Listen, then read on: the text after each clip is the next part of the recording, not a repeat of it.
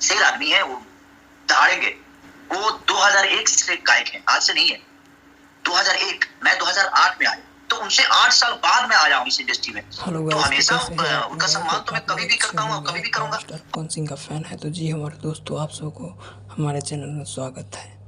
तो आप सबको बता दूं, पावर स्टार पवन सिंह के बारे में खेसारी लाल यादव का आज एक इंटरव्यू हुआ था। उसमें पावर स्टार पवन सिंह का तारीफ़ कर रहा था, जो कि वो हमसे बड़े हैं, बड़े रहेंगे, क्योंकि 2001 ही से वो गाना गा रहे हैं। मैं आया हूँ 2008 में।